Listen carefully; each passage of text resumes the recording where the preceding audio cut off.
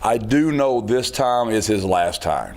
So I know this time's it. Like yesterday, I haven't even said this to him, but yesterday was his last Monday practice. We don't practice on Mondays. So, I mean, that was it. He will never be my quarterback on a Monday again.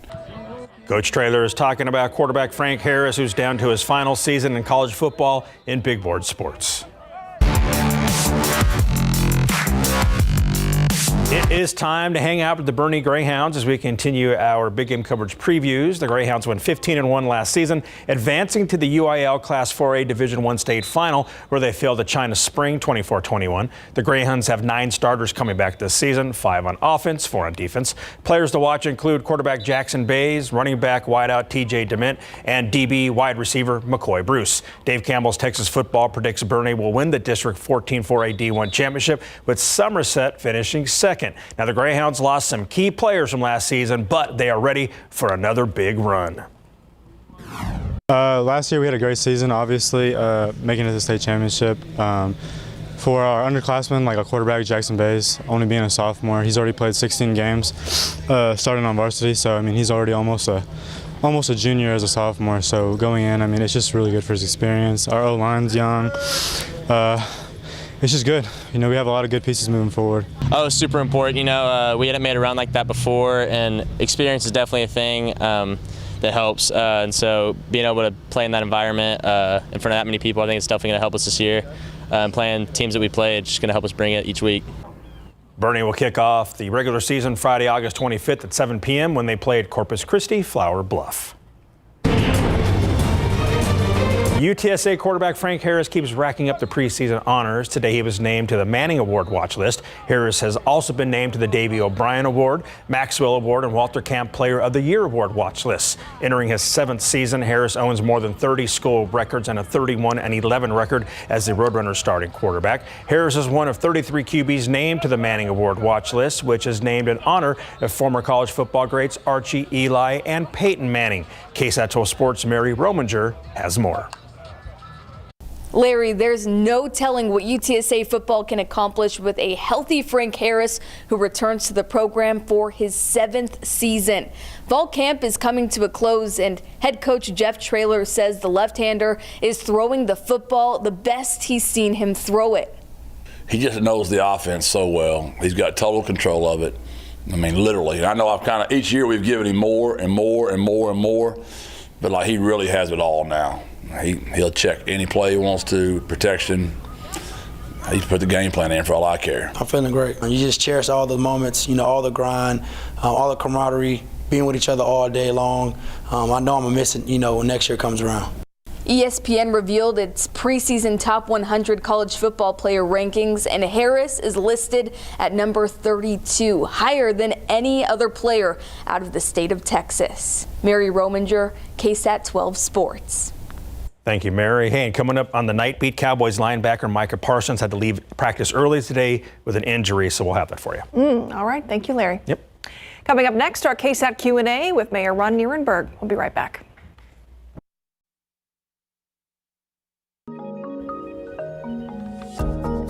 In today's KSAT Q&A, as on most Tuesdays, we are joined by San Antonio Mayor Ron Nierenberg, and for this segment, we like to call it affectionately Mayor on the Move. You're on the road somewhere here this evening, so we're glad you got some solid Wi-Fi so you can be with us here tonight. Mayor, thanks, because I know your schedule's packed, especially with budget season, as we covered a little bit earlier in the show. We'll talk about some key items in that budget proposal here in a second, but I want to first talk to you about school safety. Yesterday in this segment, we had Congressman Tony Gonzalez join us, and he talked about your role in trying to get some federal dollars to come to San Antonio to be used for school safety. Talk about that effort and where we are now in that process. Sure. Well, Congressman Gonzalez and I spoke yesterday, and he was in town also for a roundtable with school leaders as well as law enforcement to talk about the issue of school safety, which is on everyone's mind, particularly the parents who are sending their children off to school this week and for the rest of the month. And, you know, as a result of, you know, the challenges that we see in schools across America, but also some of the mandates provided to the school districts to fund school safety, we'll be working together to identify areas where we can help with that. And part of that is some federal dollars that he's going to be applying on our behalf for, in terms of discretionary budgets and earmarks. And we talked about how we can work together to identify best community-wide application of those dollars should they be awarded in the federal process. So I want to thank Congressman Gonzalez again for working across the community to identify ways that we can shore up those things that are most important to us, which is public safety, particularly for our school children. Yeah, in that roundtable he hosted yesterday, we heard from several different school leaders about funding being the issue to meet some of these requirements, to have armed officers on campus, for example. It sounded like the time frame for finding out should we get that money is around October, sometime this fall. Do you know yet if we were to receive the money, if the city did that, who would be eligible for it, how it could be used? Yeah, it's too early to say that, and as you know, the federal process is sometimes unpredictable. But what I will say is that we had a good discussion about the mutual interest that we all have with regard to school safety, and we know that in particular, the mandate for all school campuses to have an armed guard is one that a lot of schools simply cannot afford, and so working through the state mandate and also the resources available to school districts and what the federal government could provide to help meet some of the need. That's what we're working with over the next several months. I look forward to additional conversations with Congressman Gonzalez about that, because again, what we want to do is make sure that people feel safe in their communities, in particular the children who are off at school and their parents as well. Yeah, absolutely. Let's keep the conversation going here when it comes to dollars. There is a big city budget proposal on the table. We talked about that a little bit earlier, an update the city got today in terms of airport funding. I want to ask you about another big topic, though, in this budget, funding for animal care services. We heard from the city manager not too long ago that ACS really only has the staff to respond to about half of the calls they get about animal cruelty or aggressive dogs. How would an increase in funding make sure that need is addressed? Yeah, so keeping with public safety, the theme again, public safety being job number one at the city for the departments that we manage as well. That goes for SAPD as well as animal care. And so there's a roughly 25% increase in the animal care services budget this year. And that is in part to help augment spay and neuter services to control the stray pet population, but also to respond to those calls that we get for dangerous animals. And as you just said, the only department in the city where a call does not get responded to is really an ACS, because of the limited resources that have been available to that department for a long time. Something like 44% of calls are responded to within 24 hours. So we need to do better at that. The city has put forth recommendations, and I look forward to the city council following through with additional funding to help support the ACS strategic plan. On the police department side, there's a number of things going on. We talked several times about what's happening with patrol. We're trying to move from a 40% proactive and 60% reactive operational model with patrolling in SAPD to a 60-40 proactive reactive. And that's going to require a significant number of more patrol officers on the street.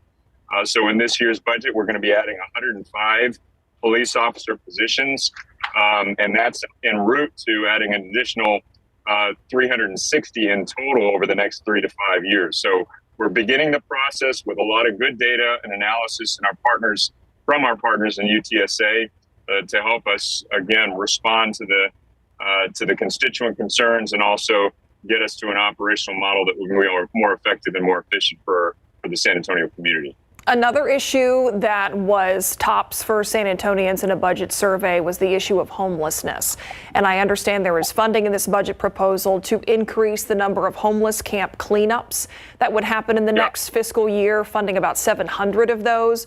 But so often we see those camps cleaned up and then hours later, people return to those same sites. So what can the city do to make sure that people have the help that they need, but also you're not spending money for a problem that continues to occur hours after a cleanup. And thank you for saying that, Myra, because obviously encampments are something we are concerned about.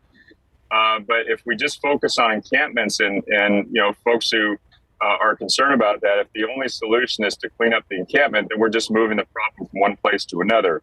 What we've got to do is make sure that we outreach to folks to really get to the root causes of homelessness and provide services, whether that's health services, substance abuse services, help to get an ID so they can apply for a job. There's a lot of different things that are underlying the symptom of homelessness, and we've got to get to those root causes. So before there's an encampment cleanup, there's a lot of outreach to connect people with the services that they need to stay off the street permanently. Now, the problem that we've encountered over, and every city has over decades, is that we just don't have all of the resources in the entire spectrum of need in the community for those types of services, and also for the different types of shelters that we need to get folks into and off of the streets.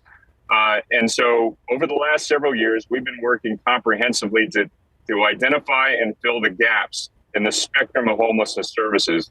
And we're now at a point with this year's budget and with the work that's gone on in the previous years, including introducing more low barrier shelter opportunities, more permanent supportive shelter that has those services attached to housing, where we have places for people to go. So now that the encampments are happening, or the encampment cleanups are happening, and we're doing that outreach, we actually have places for people to be connected to so they can stay permanently off the street. It's not about just cleaning up the encampments. It's about making sure that people who are in the encampments have opportunity to get on their feet and off of the streets permanently. All right, Mayor, thanks so much for joining us here this evening, and safe travels. Thanks so much, Mara. Have a good night. We'll be right back. Tonight, San Antonio police are investigating a drive-by shooting that sent a 17-year-old to the hospital. This happened this morning on Moss Circle Drive near I-35. SAPD says a woman and her son were outside their home when a silver car pulled up and started shooting. No arrests have been made. A woman killed in a house fire last month has been identified. The Bexar County Medical Examiner says she was 82-year-old Alicia Guajardo and was killed in a house fire on Ross Avenue at the end of July. That house did not have any working smoke detectors, and no word yet on what caused that fire. Police investigating a deadly crash on I-37 near Loop 1604 on the south side today. Officers say a woman was found dead on the highway around 10:30 this morning. They say she'd been hit by several cars. No word yet on how exactly this happened. Metro Health reporting more than 1,600 new COVID-19 cases this week. That's a 387% increase from the start of July. University Health says a new vaccine booster expected to be released this fall is targeting these new subvariants. And that's your 60-second recap. Let's turn to the forecast now. It is another very warm day out there. Actually, we were just talking, Adam, some of our cameras around town all dirty because we haven't seen rain in so long. Yeah, especially with that low angle sun this time of day, you can see that extra dirt and grime, even sometimes the extra dust in your house with that low angle sun. And there is a little bit of rain on the radar out west. We're going to take a closer look at that, along with the fire danger map for our area as we get on into tomorrow, as these dry conditions continue, and the hottest day yet this year, along with ERCOT power and supply, the supply and demand basically forecast in just a bit. It gets close. Believe it or not, there was actually some rain to talk about out there, Adam. Some, not a lot, but some. It's better than nothing. The very weak cold front that's been moving through has triggered a few showers out west. And there could be one or two popping up through 9 p.m. Not as humid tonight as past nights because of this weak front. And tomorrow morning we'll trim off a few degrees from what we've been experiencing. And Thursday's looking like the hottest day yet this year. But let's get to the radar and the rain off to the west of San Antonio. Nothing locally. It's been closer to the Rio Grande, especially in Val Verde County up the Devils River and now parts of southern Edwards County. Kinney County, you've seen a good chunk of it, which is now dissipated north of Brackettville. And now one little downpour popped up in northwestern Uvalde County. A decent amount of lightning, I mean, all things considered for this activity. Just west of Camp Wood here with this downpour. Lightning out there, and this downpour could dump between a ½ inch and an inch of rain. Just that one downpour. Already within that downpour, we have an estimate of 1.2 inches. Now, it's not going to last all that much longer, but at least we've seen something out there for some of us out west. 103 in San Antonio today. That's our 50th 100-degree day. But check out Fredericksburg, 99. Rock Springs, Ozona, 99. This weak cold front has had an impact on high temperatures. You get into North Texas and highs only in the 90s. A break from the triple digits for a good chunk of the state. Midland, a high of 93, along with El Paso. Dallas, 94, and Abilene, a high of 96. You look at the readings right now, and for the most part, we're right around 100. Hondo, 103, New Braunfels, Gonzales, 102. Fredericksburg now down to 97, and Austin still at 100. Dallas, however, down to 93. There's a look at that cold front, or I have a hard time calling it a cold front. The not quite as hot front, I think we were calling it yesterday. A break from the 100s off in North Texas, but it's moving southward. Here's a look at our temperature trend. 104 tomorrow, that would be a record. 107 on Thursday, that would be a record. And by this time next week, 101, that would be the 57th 100-degree day so far this year. Here's the latest supply and demand forecast by ERCOT for our energy grid across the state. And by Thursday, it gets close. The expected supply to be 82.3 kilowatts, the demand 82.0. That's at 7 p.m. on Thursday. So a reminder to try to conserve as much as possible, especially late afternoon and early evening.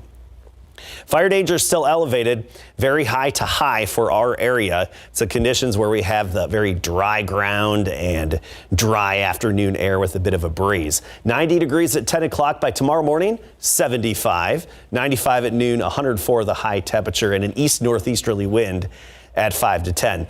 105 in Cotulla tomorrow. Kerrville back to 101. New Braunfels 104.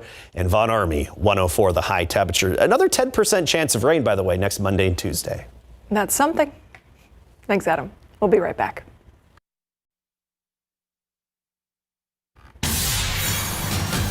Eating a balanced meal is critical to the health of any child, but a report released this year from the CDC shows that more than half of children in 20 states didn't eat a vegetable daily the week before they were studied. Mandy Gaither with some ways to help get kids to eat those veggies. Across the U.S., it's a common concern. Kids of all ages, adults, some even too, struggle eating vegetables. Registered dietitian Jennifer Hyland with Cleveland Clinic says veggies are key to every diet, providing vitamins, minerals, and fiber, which will help regulate their blood sugar, their bowel movements, their mood and energy levels. To increase intake, Hyland says to offer veggies early and often and try to make it fun. The more we pressure kids into eating something, the less they're going to want to eat it. Since kids take their cues from parents, Hyland says lead by example, eat balanced meals yourself, and make veggies a normal part of each meal so kids can expect to see them on their plate each day. Just put a piece or two of something on their plate and do that every night repeatedly. So they start to learn, hey, this is normal. This is what we're having. Everyone's trying it together. For older children, Hyland says to try explaining why vegetables are essential and what they do for bodies. Try to change up your cooking, add seasoning, dips, or arrange veggies in a creative way. Get your kids involved by taking them shopping. Hyland says allowing them to pick out their veggies can help. And growing your own veggies in a garden allows ownership of the process. I promise over time the kids will get curious and they will try something, but it does take time. It's not going to happen overnight. For Health Minute, I'm Mandy Gaither.